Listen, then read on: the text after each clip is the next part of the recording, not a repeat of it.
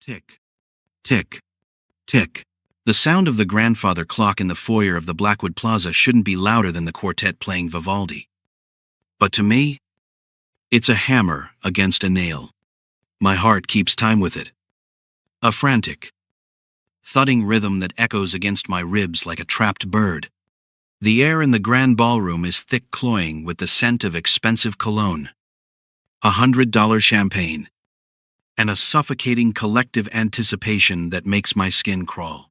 It's a film of nervous energy I can't wipe away. No matter how many times I smooth the silk of my dress, I stand in the shadows, tucked into an alcove near the back, trying to make my frame even smaller, trying to dissolve into the cold marble at my back. This is the Founders Gala, the one the elite families whisper about all year, the one every unmated shifter is groomed for. But tonight, it doesn't feel like a celebration of our heritage. It feels like a market, a meat market. My grandfather would have hated this. I can almost hear his voice. A low grumble of disdain for these new ways of corporate mergers and bloodline contracts.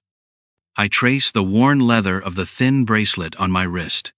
His last gift to me before the world went dark. It's a sliver of an old world of kindness. A reminder of who I was before I was left with this. The pack. My pack. The words taste like ash in my silent mouth. The hall is a swirl of noise and color. Junior executives in tailored suits laughing too loudly. High-ranking alphas, broad-shouldered and radiating a predatory confidence that makes the hairs on my arms stand up. They stand in tight, powerful circles. Their gaze is sweeping over the women gathered in the center of the hall, assessing, judging, pricing, and the others. They preen under the attention. Their scents bloom sweet and enticing flowers, opening for a sun that might just burn them alive. They look vibrant, full of life and hope for a future I can't seem to picture for myself. Then there is me, Elle Vance, the silent one, the broken one. I haven't spoken a word aloud in 6 years. Not since the night the rain turned the mountain road into a slide of mud and I watched my parents' car plunge into the black, icy depths of the lake. The shock, the grief, it stole my voice, locked it away in a cage of bone and sorrow somewhere deep inside me. The doctors called it a wound of the mind, not the throat. They gave up on me years ago. Now, my silence is a brand. It marks me as deficient, incomplete. In this world, voice is power. Who would want a mate who cannot sing the pack songs? Who cannot whisper assurances to her partner or cry out a warning? No one. I know this. It's a truth as solid as the marble floor beneath my heels, still hiding in the corners. Elle, I thought you'd have at least learned to blend into the wallpaper by now. The voice is like a serrated blade. I don't have to look up to know it's Jackson Miller, my former fiancé. The man who was supposed to protect me until the accident made me damage goods. He stands before me now, radiating that arrogant alpha heat, looking at me with a sneer that says, I'm nothing more than an inconvenient ghost. Look at you. Jackson scoffs, his voice carrying just enough for the surrounding circle to hear. A broken doll, in a designer dress. You're lucky the council even lets you attend. You're just the unwanted scrap left over at the end of the meal. Aren't you? I don't react. I can't. My throat is a locked gate. I just stare at his polished shoes, waiting for him to finish his sport. If you are never seen, you can pretend you were never offered. Nothing to say, right? I forgot. Jackson laughs. A short, ugly sound. Enjoy the shadows. Elle, it's the only place you belong. He saunters away, and the noise of the gala fades to a dull roar in my ears. I focus on the bracelet on my wrist. The familiar texture of the leather. My grandfather's scent, wood, smoke, and soil, is faint. A memory of a time when I was whole. He used to say that compassion is the greatest magic, that it can mend what power breaks. But standing here, surrounded by people who see me as a flaw, I wonder if compassion ever got him anything but a lonely death. Suddenly, the air in the room changes. It's a physical force. A pressure drop that makes my ears pop. The laughter dies down. The power in the room shifts toward the entrance. Killian Blackwood has arrived. The CEO of Blackwood Industries. The Alpha King. Even from the back of the room, I can feel him, a figure carved from granite and shadow. They say he's cursed. They say his fated mate died before he could find her, leaving him with half a soul and a temper as cold as a winter storm. He's attended this gala for a decade. And for a decade, he has left alone a part of me, the foolish, girlish part I thought had died with my parents, feels a flicker of something for him. A kinship of loneliness. But it's a stupid thought. He is a king. I am nothing. I watch him from my alcove. He isn't assessing the room like the others. His silver eyes sweep over the proceedings with a detached, bored intensity. He looks past the diamonds and the forced smiles, searching for something he clearly doesn't expect to find. And then, it happens. The silver gaze stops. It doesn't sweep past me. It snags. For a heartbeat, the world stops. There is no gala. No noise. No Jackson. No pack. Just that look. Killian's eyes are fixed on me, piercing through the dark of my corner. It's not a look of judgment. It feels like recognition. He looks past my skin, past my bones, and sees the trembling, broken thing inside. Panic, sharp and cold, seizes me. My heart hammers against my ribs like that trapped bird again. But this time, it's trying to get to him, not away. It's impossible. I wrench my eyes away, my breath catching in a throat that refuses to work. I turn and I run. It's not a graceful exit. It's a panicked flight. I push through the throng of celebrating bodies, ignoring the annoyed grunts and the sidelong glares. I just need to get out of the heat, out of the noise, out of that silver look. I burst through the heavy glass doors, and the night air hits me like a slap, sharp, clean, and freezing. I gasp it in, filling my lungs with the scent of pine and damp earth. Freedom. The storm is already rolling in from the mountains. I can feel the pressure drop, the air growing heavy and electric. I scramble into my car, my hands shaking so badly, the keys scrape against the ignition. I don't stop until the lights of the Blackwood Plaza are a faint glow in my rear-view mirror. Swallowed by the dark forest road that leads to my grandfather's cottage. Only when I reach the gravel driveway do I lean against the steering wheel and let the crushing weight of my own loneliness settle back over me like a familiar shroud. He saw me. He actually saw me. And I ran like a coward. The wind begins to howl through the trees, sounding like something in pain. I hurry inside the small, solitary comfort of the cottage, the place that smells of dried herbs, old books, and the wood smoke that seeped into the very grain of the walls. I bar the door. The heavy thud of the wood. A final, reassuring sound. Safe, alone. But as I poke the low embers of the fire back to life, I can't get those eyes out of my head. Why did it feel like he was looking for me? I shake my head, scoffing at my own foolishness. He was probably just looking at the strange, silent girl, cowering in the corner, an oddity, a curiosity. The storm breaks with a sudden, Violent crash of thunder that rattles the window panes. Rain lashes against the roof. A frantic drumming. I curl up in my grandfather's worn armchair, pulling his old scratchy quilt around my shoulders. I should feel safe here. I always feel safe here. But tonight, the storm feels angry.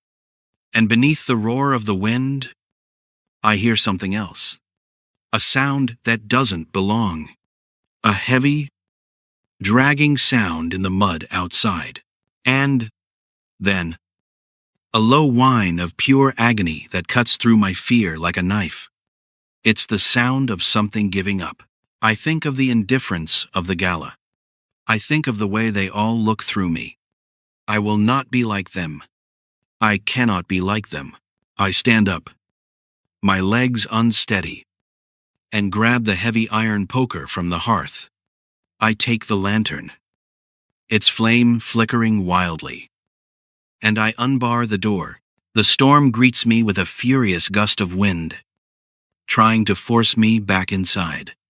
I inch forward, past the edge of the porch, my eyes scanning the thrashing wall of trees, and then I see it. My breath catches in a strangled gasp. It's a wolf. But it's a monster, a beast of legend. Night black, and easily the size of a pony. He's bleeding. Dark blood mats his fur from a vicious gash in his flank.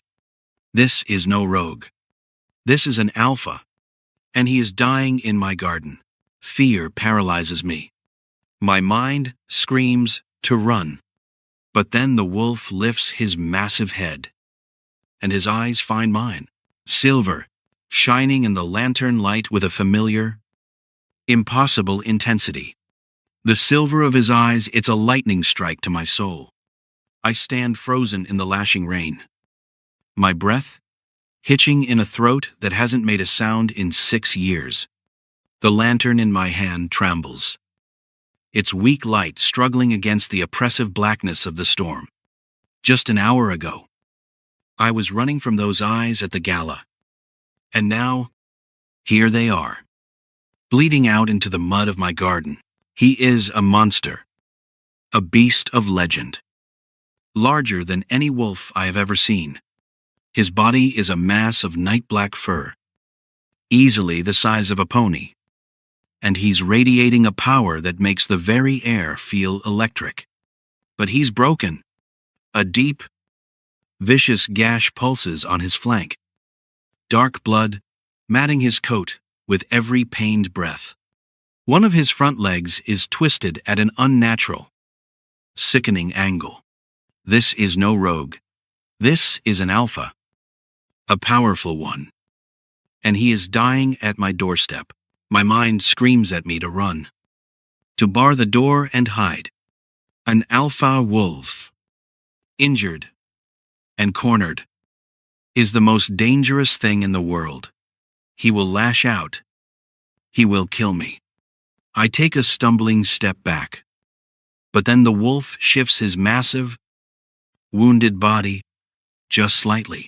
That's when I see it, tucked against his chest, protected by the massive curve of his paw, is a bundle wrapped in a heavy oilskin cloak. From inside the folds comes a tiny, fretful whimper. A baby, a shifter pup. The world narrows to that single, impossible sight. The dying king, the helpless child, and the raging storm. The pup is no more than a few weeks old, his tiny face scrunched up in sleep, smelling of milk and innocence. My heart aches.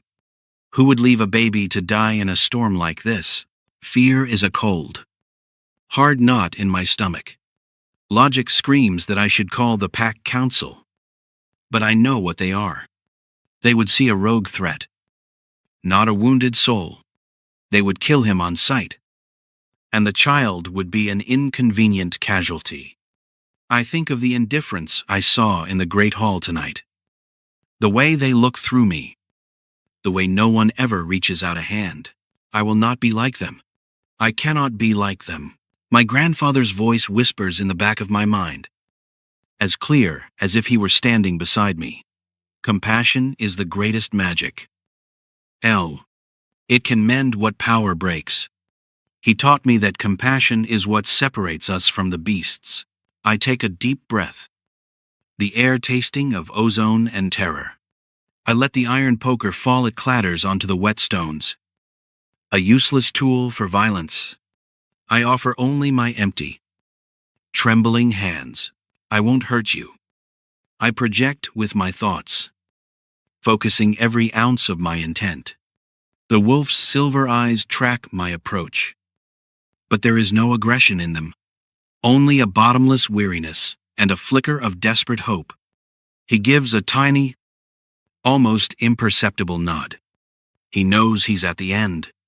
He brought this child to the only light for miles as a last act of hope. It's okay. I whisper in the silence of my mind. I'm here. I'll help you. I kneel in the mud, my nightdress soaking up the cold, wet earth. The sheer size of him is overwhelming. His fur smelling of blood, rain, and wild ozone. First, I reach for the child. I carefully pull the bundle away from the wolf's sheltering body. The baby Leo is warm, a small anchor in the chaos. Now comes the impossible task. My cabin is 20 feet away, but it might as well be a mile. You have to help me. I think at him, pouring my desperation into the thought. You have to try. Slowly, agonizingly. He begins to move. He uses his one good front leg to drag himself forward, inch by painful inch. A deep, guttural sound of torment is torn from his chest with every movement. I stay beside him, one hand holding Leo, the other hovering near his massive head, whispering silent words of encouragement. We make it to the threshold, and he collapses, half in and half out. His breathing is a ragged, shallow pant. I place Leo in the armchair, wrapping him tightly in my grandfather's quilt. Before turning back to the wolf, I put my shoulder against his immense frame and push with everything I have. Together, we slide his heavy, inert body onto the rug before the hearth. The door swings shut, closing out the storm. The sudden silence is deafening, broken only by the crackle of the fire and the wolf's ragged gasps. I stand there, dripping, shaking, and covered in mud and blood, staring at what I have done. I have brought a monster into my home, but there is no time for fear. The healer in me, the part my grandfather trained, takes over. I bring every candle I own to the hearth until the room is bathed in a warm, steady glow. I fill a basin with warm water and gather clean cloths. I find my grandfather's healing kit, a wooden box filled with salves, dried herbs, and rolls of bandages. The familiar scent of antiseptic herbs calms my hands. I approach him cautiously. He lies still, those silver eyes watching my every move with profound exhaustion. This is going to hurt. I think, my silent voice soft. I'm sorry. As I dip a cloth in the water and begin to clean the wound, I see it's worse than I feared. It's a deep, vicious tear, as if from the claws of some massive beast. And it's going to need stitches. He flinches when I touch him, a tremor running through his huge body. But he makes no move to stop me. He just watches my face, his gaze unwavering. I work methodically. I pack the gash with powdered yarrow to stench the flow of blood, my fingers working quickly and deftly. My grandfather would have been proud. The leg is a clean break, but the bone is shattered. All I can do is immobilize it with firewood, splints, and strips of a clean sheet. As I work, I talk to him, not with my voice, but with my mind. I tell him what I'm doing, that he's strong, that he will be okay. I tell him about Leo, sleeping safely by the fire. I don't know if he can understand, but it feels right. It fills the silence, creating a thread of connection between us. When I am finally done, the bleeding has slowed to a sluggish ooze. I sink back on my heels, exhausted, my body aching, with a chill that has nothing to do with my wet clothes. It's shock. The wolf lets out a long, slow breath and closes his eyes. But then, he opens one eye again, pinning me with that intense gaze. He lifts his massive head just an inch and nudges my hand with his cold nose. A thank you. A wave of emotion so potent it makes me dizzy, washes over me fear, relief, and a strange, terrifying tenderness. My hand hesitates, then rests on his great head, my fingers sinking into the thick fur behind his ears. It's coarse and damp, and his skin is burning with fever. He leans into my touch, a low rumble vibrating in his chest. Not a growl, something else. A purr, and just like that, the last of my fear dissolves. It's washed away by the impossible intimacy of this moment.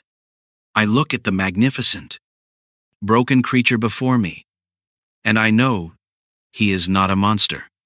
He is a king in a wolf's skin, and I have just saved his life. The days bleed into a strange, hauntingly beautiful routine.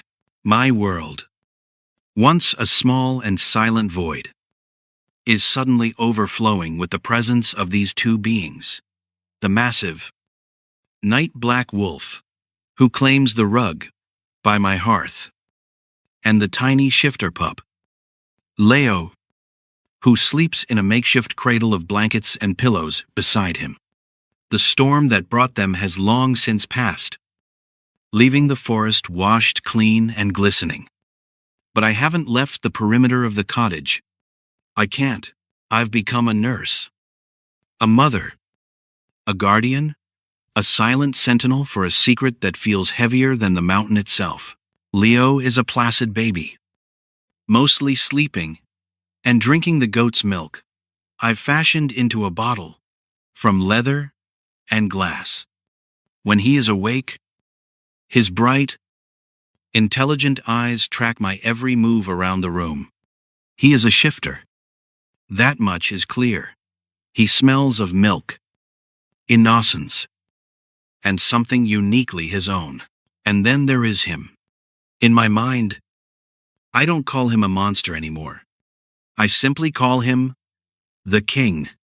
His healing is slow but steady, too steady, almost impossibly fast. Every morning, when I change his dressings, I see the magic in his blood at work. The vicious gash on his flank is knitting itself together with a speed that defies nature. The swelling in his broken leg has vanished, the skin turning pink and new. It is the potent vital force of an Alpha Prime. A power so raw, I can practically feel it humming in the air between us. He watches me, always.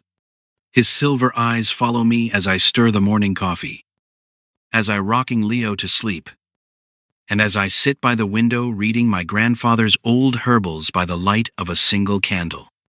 It isn't an unnerving gaze. It's something else. It's protective, possessive. A look that makes my skin tingle with a heat I haven't felt in years. The silence of my cottage has changed. It used to be an empty vacuum, a cage of my own making. Now, it is a shared silence, thick with unspoken communication. The flick of his ear when I stand, the low rumble in his chest when I sit beside him and rest my hand on his thick, coarse fur. And then, the internal thaw begins. It starts as a whisper, a sound so rusty and cracked, it feels alien in my own throat. I'm changing his bandages when I realize I'm tired of the quiet. I keep my back to him, focusing on the gauze. "You're looking better today." I murmur. The words are quiet, tentative. But the air in the room suddenly goes still. I can feel his attentiveness, his absolute focus on the sound of a voice he's never heard. So, I try again the next day. I tell him that Leo finished his whole bottle. I tell him the baby is going to be big and strong. My voice grows clearer, shedding the rust of 6 years. It's easy to talk to him because he doesn't judge. He doesn't pity me like the socialites at the gala, or look at me like I'm a broken machine. I start telling him the things I've never told anyone, not even my grandfather. I tell him about the night of the accident, the black water of the lake, and the way the silence fell over me like a shroud that refused to lift. I tell him about the crushing loneliness of being overlooked by the pack, the humiliation of being treated like an unwanted scrap at the ceremony. They look at me, and all they see is a flaw. I whisper one evening, my fingers stroking the soft fur behind his ears. They see what's missing, a voice. They don't see me. His silver eyes fix on my face, and in their depths, I see an understanding so profound it makes my breath catch. He knows what it is to be judged for what you are, rather than who you are.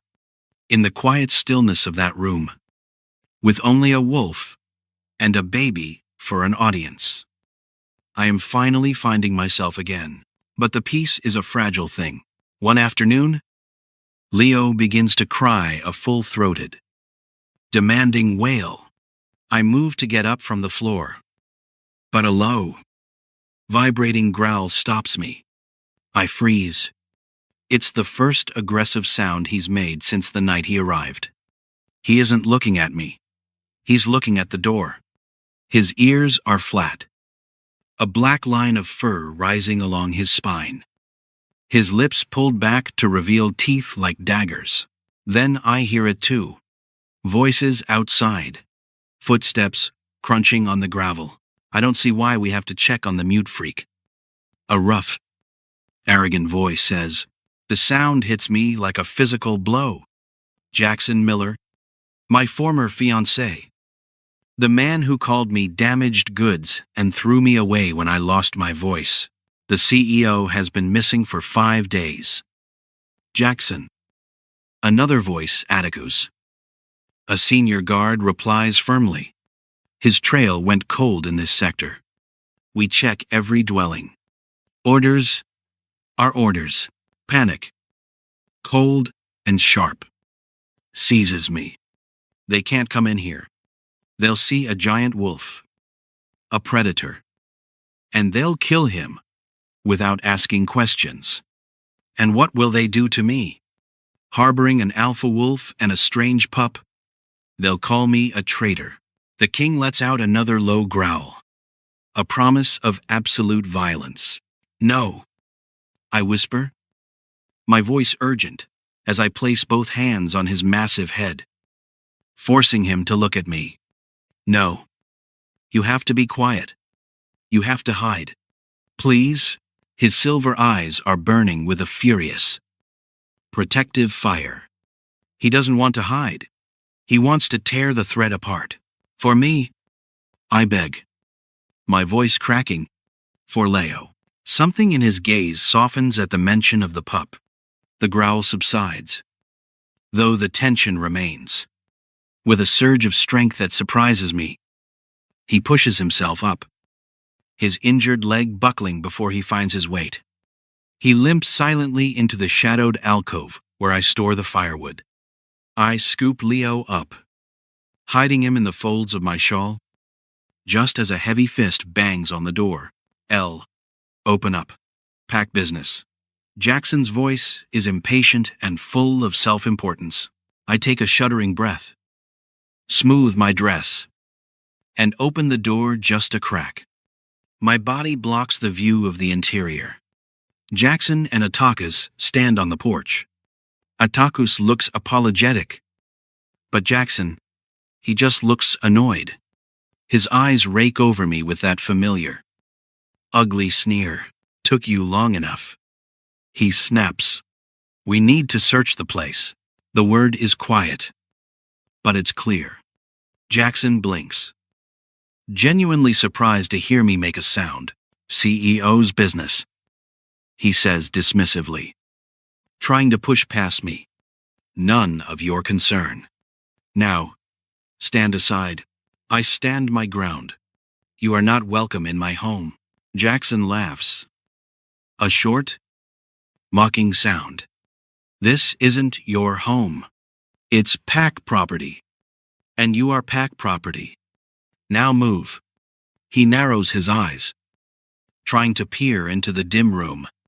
I can smell it. Wolf. And something else. Sweet. What are you hiding in there? Freak. A blind. White-hot rage surges through me, so powerful it steals my breath. But before I can respond, a sound emerges from the shadows behind me that isn't of this world.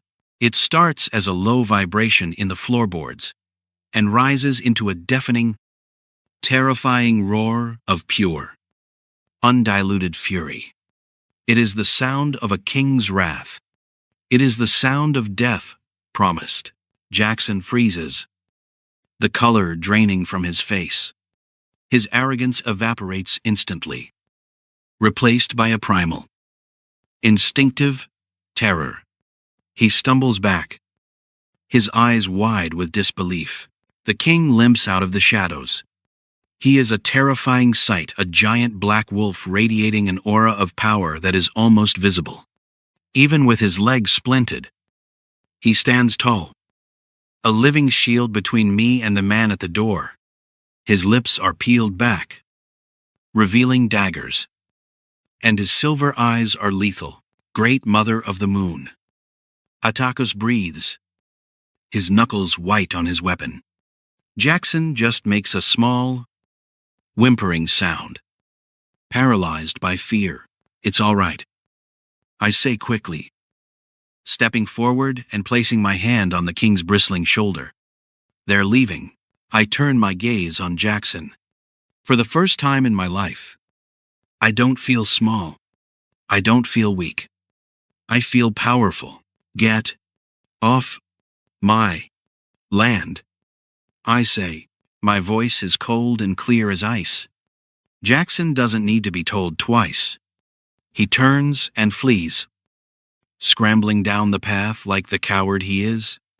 Atakus hesitates, looking from the wolf to me, then back to the wolf.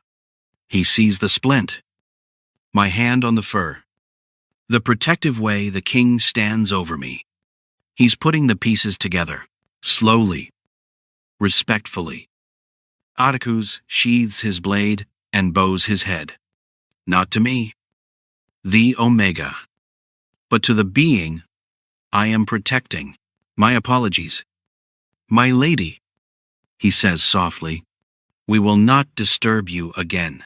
As he disappears into the trees, the king relaxes, the tension leaving his body in a great, shuddering sigh. He turns his great head toward me, his silver eyes soft again, full of concern. He nudges my hand, then glances at Leo, still tucked safely in my arms. I'm all right, I whisper, my voice trembling now that the danger has passed. But I'm more than all right. Something shifted in me during that confrontation. The timid, the frightened girl who ran from the gala is gone. In her place is someone who can stand up to a bully, someone who can command a king. I look at the magnificent creature before me, this powerful being who put himself in danger to protect me, and a feeling, warm and terrifying and wonderful, blooms in my chest. It's more than gratitude. It feels like coming home. The fragile peace of our sanctuary is broken. I knew the moment I saw Atticus look at the king truly look at him, that the secret was no longer mine to keep. He wouldn't stay silent. He is loyal to his king. and he would report exactly what he saw: a missing sovereign found in the arms of a broken girl. A strange, heavy sadness settles over me as the storm clouds finally clear. I know our time is running out. This small, secret world. We've built a world of shared glances, quiet whispers, and the soft breathing of a baby is about to be invaded. The king senses my melancholy. He stays closer than ever. His warm, solid presence, a constant shadow as I move through the cabin. He rests his great head on my lap as I sit by the fire, his silver eyes watching me with a profound, wrenching tenderness that makes my heart ache. It's a connection forged in silence and shared vulnerability, more real than any corporate contract or gala match. I try to memorize it, all the weight of him against my knee. The scent of pine and ozone, the way the firelight dances on his dark fur. 2 days later, the world comes knocking. It isn't a team of guards this time, but a single woman, Dr. Aris Thorne. I recognize her from the high society journals, the head of the medical council. A woman of immense wisdom and terrifying authority. She walks up the path with a steady, unhurried gait, her face a mask of practiced calm. The king lifts his head as she approaches, but there is no growl. He recognizes her. I open the door before she can knock, my heart hammering a frantic rhythm. Aris's eyes are sharp and intelligent. They take in the entire scene in a single glance: the massive wolf by the fire, his leg splinted with firewood, the pup sleeping in his cradle, and me, standing between them like a silent guardian. A slow, knowing smile spreads across her wrinkled face. "So," she says, her voice a low, melodious hum. "This is where he's been. We have been so worried." "My king." The king gives a soft huff of air, a weary acknowledgement. Aris turns her attention to me, her gaze kind but searching. Attakis told us a wild tale of a silent Omega who commanded a beast of legend with a touch. She says softly, "It seems he was not exaggerating." I feel the heat rise in my cheeks and look down at my hands. I'm just L. I did what anyone would have done. But Aris shakes her head as if reading my thoughts. "No. Most would have run or tried to kill him. You healed him." She steps closer, inspecting the neat bandages and the clean splint on his leg. She nods in approval. "Your grandfather taught you well. He was a good man. He would be very proud." Tears prick my eyes at the mention of him. But then, the tone of the room shifts. The soft light of the morning feels suddenly cold. "The king needs to come back with me." "L," Aris says, her voice turning firm. "His body is mending, thanks to you. But he needs proper medical care. And his pack, his company needs him. His enemies grow bold in his absence." The truth hits me with the weight of a stone. She's right. He is a king, a titan of industry. His place isn't here in a tiny cabin in the woods, but a selfish, desperate part of me wants to scream, "No." I want to bar the door and keep him here forever, my protector, my confidant, my friend. I look at him, and he looks at me. His silver eyes are filled with a deep, wrenching sadness. He doesn't want to go, but he must. We both know it. "How will he get there?" I ask. My voice barely a whisper. "He can't walk that far. We have a litter waiting at the edge of the woods." Aris says, "Strong men who will carry him home." The finality of it settles in my heart. This is it. It's over. I kneel beside him, my hand finding its familiar place on his head. "You have to go," I whisper, the words for his ears alone. Your pack needs you. He lets out a low, mournful whine, nudging my hand insistently. He doesn't want to leave me. I lie to him, my voice trembling, and tell him I'll be okay, that I'll take care of Leo. At the mention of the pup, his gaze softens. He trusts me. With a groan, he begins to push himself up. It is a struggle. He is still weak. I help him, my small frame, supporting his massive weight as he finds his feet. He leans on me as we walk to the door, a slow, painful procession where every step feels like a goodbye. At the threshold, he stops.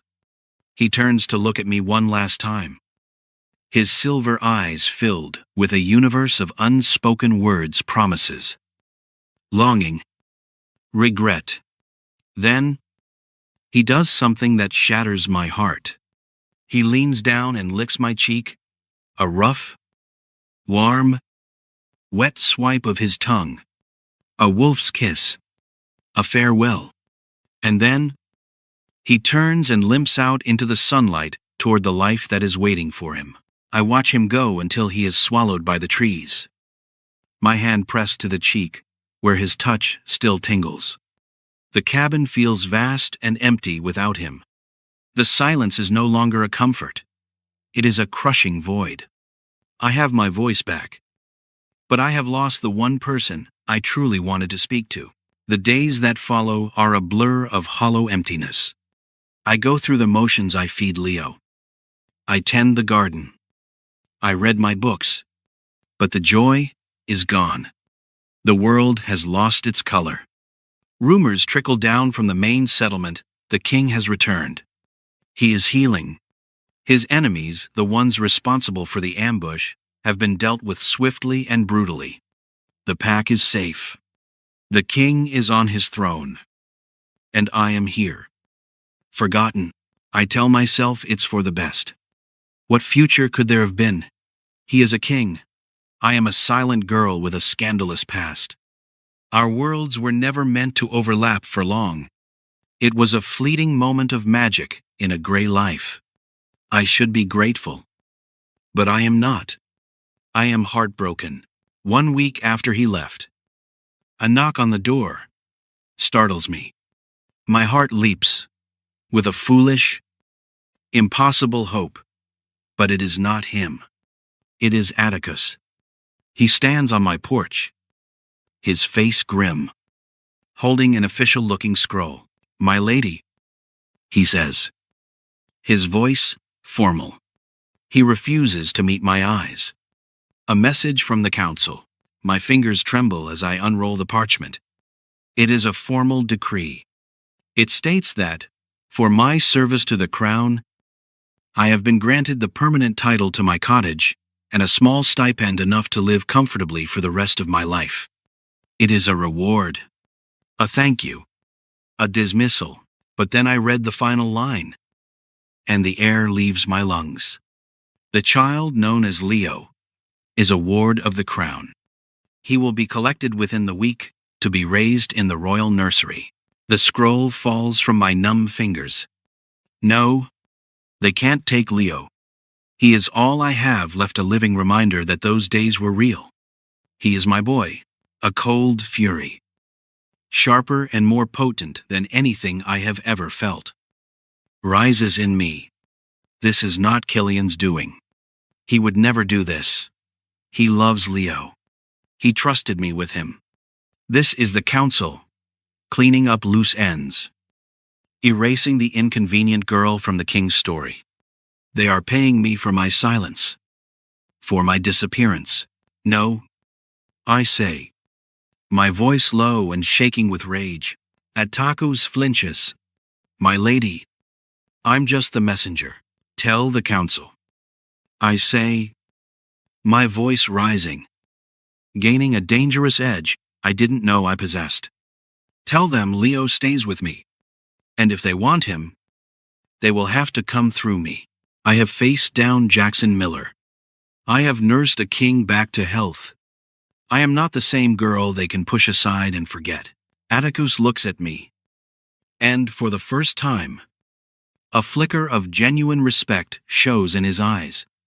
I will deliver your message, my lady, he says. And this time, the title sounds real. He bows and leaves, and I slam the door, my body trembling with adrenaline. I have just declared war on the council. What have I done? I pick up Leo, holding him tight against my chest. He gurgles happily, unaware of the storm that is about to break over our heads. I won't let them take you, I whisper into his hair. I promise, but deep down, I am terrified. I know they will come back. And when they do, I won't have a giant wolf to protect me. I will be all alone. What I don't know, what I won't discover until later, is the depth of the council's betrayal.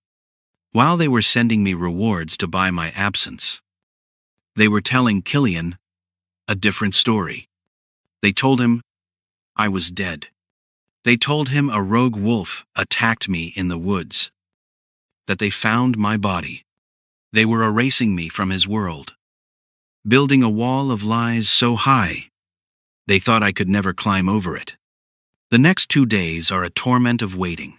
Every gust of wind, every snap of a twig sends my heart into a frantic rhythm. I barely sleep, barely eat. I just watch and wait. On the 3rd day, as dusk paints the sky in shades of bruised purple and orange, I hear them, the measured, deliberate footsteps of the council's elite security. I bar the door. I grab the heavy iron poker from the hearth, the same one I dropped in the mud that first night. It feels useless, but I stand in the center of my small home with baby Leo sleeping peacefully in his cradle. And I wait for my world to end. They don't knock. There is a splintering crash as the door is kicked in, ripped from its hinges by a giant's hand. But it isn't a team of guards that steps through the ruins. It's him. Not the wounded beast I nursed back to health, but the king in the flesh. Killian stands in the ruined doorway, a silhouette against the dying light. He is taller than I imagined, broader. His silver eyes, the eyes of the wolf, burn with a furious, desperate light. He wears simple black leather, but his alpha presence is an overwhelming force that sucks the very air from my lungs. Behind him, I see Aris Thorn and the stern-faced members of his council. He takes a step inside, his gaze locking on mine. "El," he says. My name on his lips is a low, rough growl, full of a longing that echoes in my own heart. I stare at him, my mind reeling. I wasn't talking to a wolf all those nights. I was baring my soul to my king. He sees the poker in my hand, the terror in my eyes, and his face crumples into a deep, wrenching agony. "They told me you were dead," he rasps, his voice breaking. "They said a rogue wolf attacked you, that they found your body." He looks at the council with a lethal fire. I've been half mad with grief. I thought I had lost you before I ever truly had you. The lies click into place. The council didn't just try to separate us. They tried to erase me. I only found out the truth an hour ago, Killian says, his eyes pleading. Atticus came to me. He defied the council and told me everything. He told me you were alive, that you were fighting for Leo. He stands before me now, so close I can feel the heat radiating from him. "I came as soon as I knew," he whispers. "You are the woman who saved my life. You are the woman who healed my soul. You are my mate, my Luna." 6 months later, the air in the great hall is thick with the scent of pine and blooming flowers. I stand not in the shadows, but at Killian's side in robes of silver and white. The council has been purged of deceit, Aris remains, her loyalty proven. And Atakas is now the head of our royal guard. I see Jackson Miller in the back of the crowd. He isn't the arrogant alpha anymore. He is humbled. A lower-ranked member who can't even meet my gaze. I feel nothing but a distant pity for him. He is a ghost. And I am finally alive. Later, Killian and I escape to the balcony overlooking the forest. Leo, our son, is asleep inside. Killian wraps his arms around me, his chin resting on my shoulder, as we look at the trees where I was once a lonely, silent girl. Do you ever miss it? He asks softly. The quiet of the cottage. I turn in his arms and look into his beloved face. I was safe. I tell him, my voice clear and sure. But I wasn't living. You and Leo taught me how to live. My life was once a story of being unwanted, the silent girl no one chose. They were all wrong. My quiet nature allowed me to listen when others only talked. My history of being overlooked gave me the compassion to reach a king's broken heart. I was not chosen at a ceremony. I was found in the dark. I was recognized by my soulmate. I was never broken. I was just waiting for someone who knew how to listen to the silence. What did you think of Elle's journey to becoming the Luna of the Black Moon Pack? Let us know your favorite moment in the comments below. If you love this story, don't forget to like, share, and subscribe to Moonfire Tales for more epic supernatural romances.